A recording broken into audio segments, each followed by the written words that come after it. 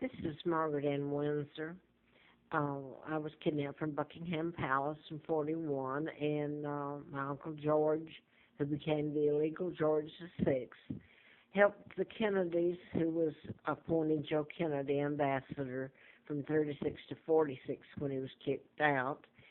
And the New World Order, the Rothschilds, Rockefellers, Bilderbergers, Roosevelt, the Illuminati, New World Order. So most of your presidents here, if not all of them, were members, the Freemasons.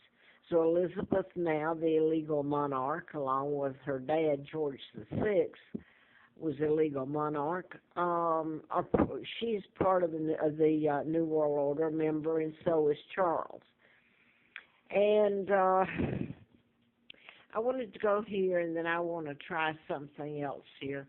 This is my dad, King Edward VIII, the real one.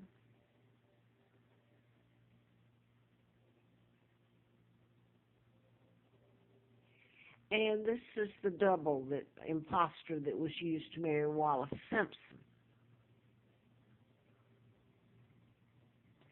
They became the Duke and Duchess of Windsor and helped take down my father illegally. My father was legally wed to artist Georgia O'Keeffe's sister, my mom, Claudia Ruth O'Keeffe.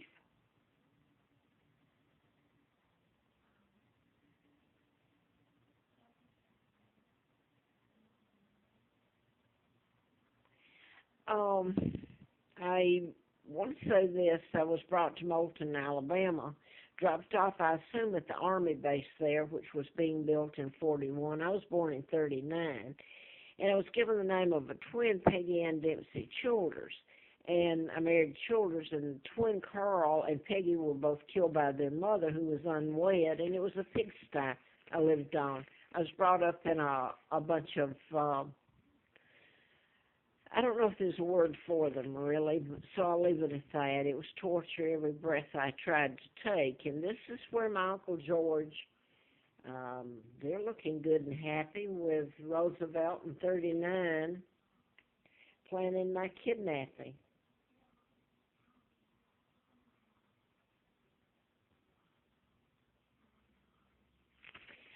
And this is Elizabeth, and she looks fine.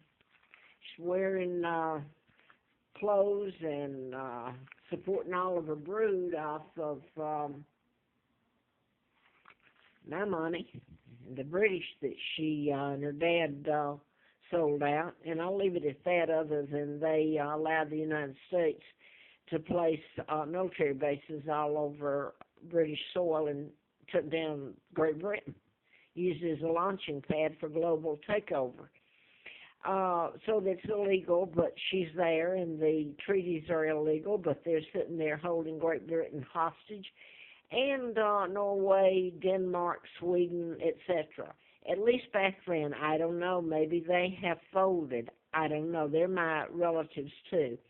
I wrote about mind control. I didn't find out until 83 about my kidnapping in real name, and I had written a book about mind control and how this is back in 77, 78, how you can modify behavior, put chips in heart bypasses, root canals.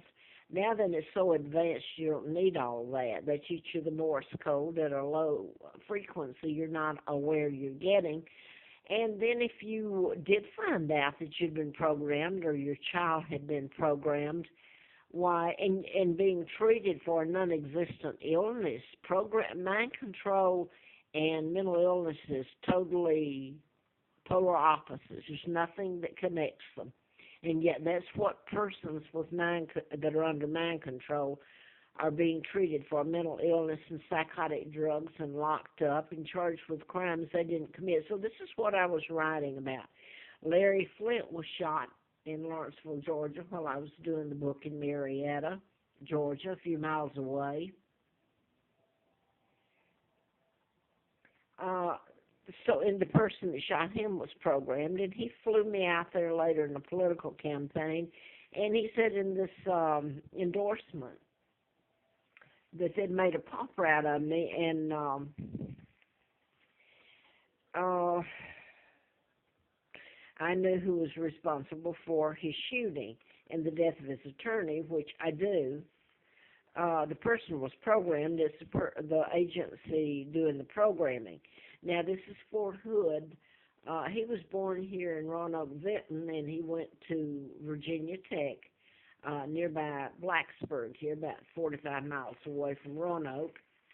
And the 33 shootings, mass shootings in April the 16th of '07 were mind control murders done in patterns. These I'm speaking of are done in patterns. So I'm going to leave it at that. They can be proven. Whether it's ever forced before a court, I don't know, because the Rockefellers, Rothschilds, control the media here.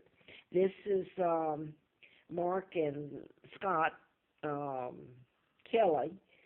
Mark is married to Gabby Gifford, who was the Tucson, Arizona Congress lady that was shot, mass shootings, and that was a mind control.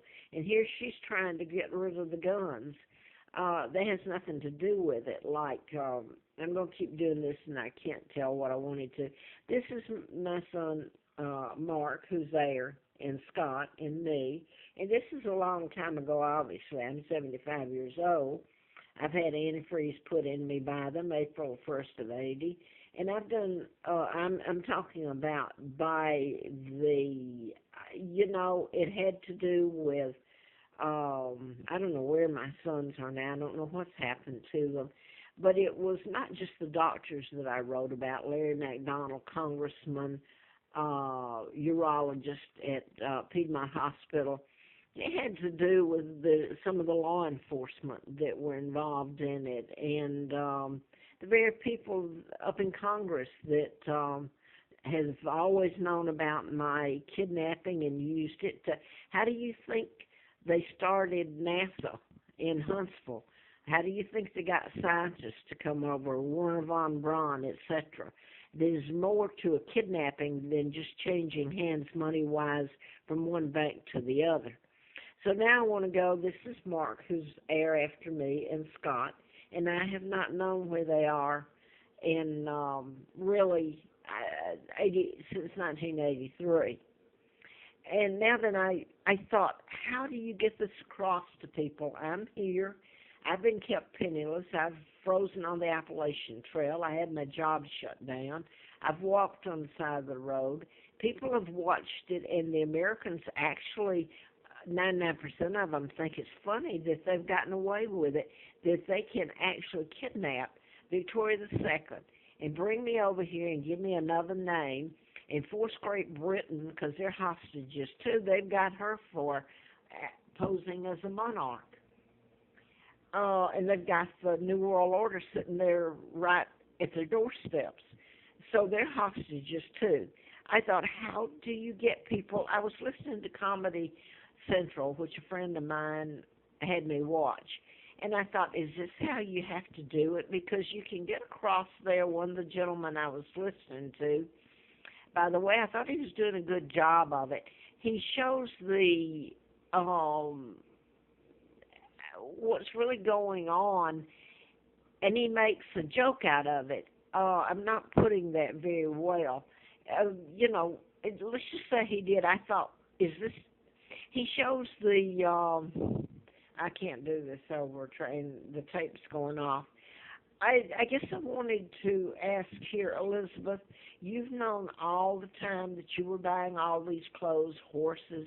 You even came to America, to Virginia. You were paid when I was living on the Appalachian Trail.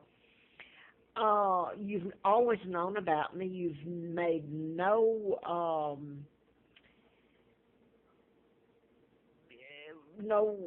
whatsoever to right the wrong you've done. First of all, you can't right it, but you've helped cover it up.